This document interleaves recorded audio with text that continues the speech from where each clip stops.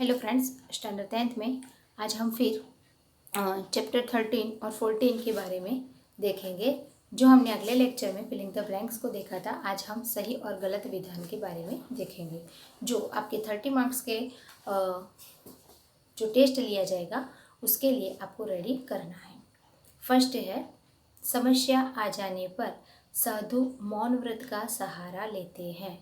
क्यों सहारा लेते हैं वो पहले सोचना है।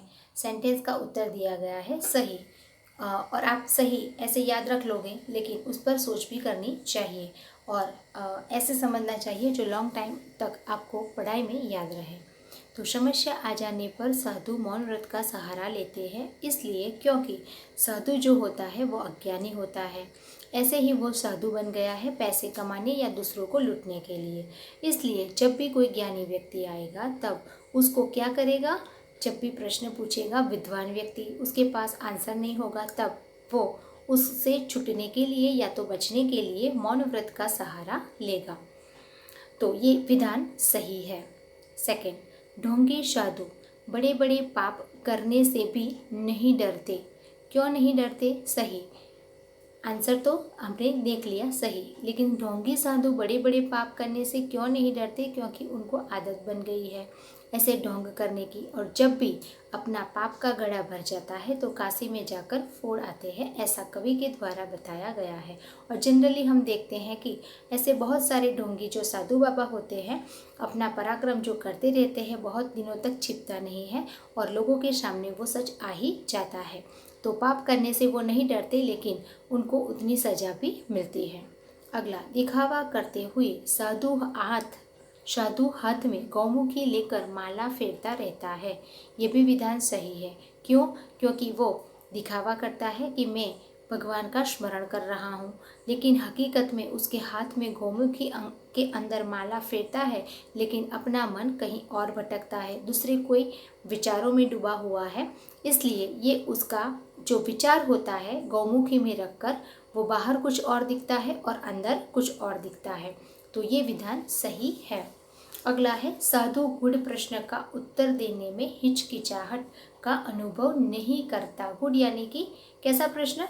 बहुत ही कठिन हो, तो यहाँ गलत है, क्योंकि गुड प्रश्न का उत्तर देने से हिचकिचाहट का अनुभव नहीं करता। ये विधान इसलिए गलत है क्योंकि वो तो हकीकत में डरता है कि जब कोई विद्वान व्यक्ति आ जाएगा तो मैं क्या उत्तर दूंगा, इसलिए उसने मौन व्रत धारण किया है, अपने चेले को बताया है और अपने चेले के द्वारा बताए जाने पर उस प्रश्न का समाधान उसको करना नहीं होगा और शायद वो विद्वान व्यक्ति के आगे वो बात भी नहीं करेगा।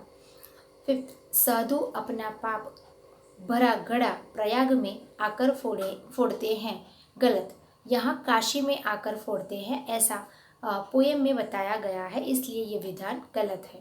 साधु की देह अग्नि की तरह चमकती है, तो ये भी गलत है। अग्नि की तरह नहीं है, दीप की तरह वो चमकती है, जो फिलिंग द ब्लैंक्स में भी पूछा गया है, लेकिन यहाँ अग्नि की जगह दीप आंसर आएगा।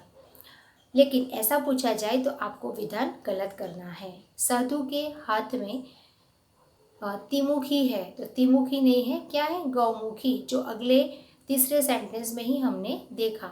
तो इस प्रकार आपको पोएम नंबर 13 की फिलिंग सही गलत विधान इस प्रकार से रेडी करने हैं। आगे है बिस्मिल वाला चैप्टर, जो बिस्मिल अपनी माँ के विषय में लिखता है। फर्स्ट है, बिस्मिल की एकमात्र इच्छा भारतवासियों की सेवा करने की थी। तो यहाँ ये विधान बिल्कुल गलत है, क्योंकि एकमात्र इच्छा भारतवासियों की सेवा करने की नहीं थी, वो भारतवासियों के लिए ही जीता था और उनके लिए शहीद भी हो गया था। सेकंड, रामप्रसाद बिस्मिल को विश्वास था कि इतिहास में उनकी माँ के नाम का उल्लेख होगा, यानी कि इतिहास यानी कि हिस्ट्री। तो ये सही है, क्योंकि रामप्रसाद बिस्मिल एक शहीद व्यक्ति के रूप में हम जानते हैं और विश्वास था कि मैं कुछ अच्छा काम करके जाऊंगा, तो इतिहास में यानी कि पुराने जो लोग होते हैं उसमें एक हिस्ट्री बनती है, उसमें मेरी माँ का भी उल्लेख किया जाएगा कि ये रामप्रसाद बिस्मिल की माता है। तो ये विधान सही है। तीसरा, बिस्मिल को भोग विलास और अकुट ऐश्वर्य की इच्छा थी। ये बिल्कुल गलत है, क्योंकि वो एक सामान्य व्यक्ति था। राम प्रसाद बिस्मिल को सिर्फ शहीद इसलिए हुए थे क्योंकि वो देश के लिए काम करते थे। तो भोग विलास अगर करते, अखुट ऐश्वर्य की इच्छा अगर रखते, तो शायद वो देश के लिए अपनी जान को न गंवाते। तो ये गलत विधान है। अगला, विवाह के समय बिस्मिल की माँ 11 वर्ष की एक अनपढ़ कन्या थी। तो ये विधान सही है क्योंकि बहुत ही कम उम्र में बिस्मिल की माता का विवाह हो गया था और वो अनपढ़ इसलिए रही थी क्योंकि शादी करने के बाद उनका सारा जो दिन था वो घर काम में ही व्यतीत किया जाता था, इसलिए वो अनपढ़ रही थी, बिल्कुल पढ़ाई नहीं कर चुकी थी। और उस जमाने में सोच भी ऐसी थी कि लड़कियों को पढ़ाया नहीं जाता था, इसलिए ये विधान सही है। फिफ्थ, सखी सहेलियों से अक्षर ज्ञान पाकर उन्होंने अंग्रेजी पढ़ना शुरू किया। ये गलत है क्योंकि सखी सहेलियों के अक्षर ज्ञान पाकर उन्होंने अंग्रेजी भाषा नहीं सीखी थी, देवनागरी लिपि यानी कि नेशनल लैंग्वेज राष्ट्रभाषा को सीखा था, हिंदी भाषा को पढ़ना उन्होंने शुरू किया था। 6, बिस्मिल की माँ एक आदर्श माँ थी। अर्थात किस प्रकार आदर्श माँ थी? क्योंकि अपने बच्चे के लिए वो पढ़ी भी और अपने बच्चे को इतने अच्छे संस्कार दिए थे, इसलिए एक आदर्श माँ के रूप में हम देखेंगे। तो ये विधान सही है। 7, बिस्मिल ने अपनी माँ से वरदान मांगा कि अंत समय में उन्हें अमेरिका ले जाएं।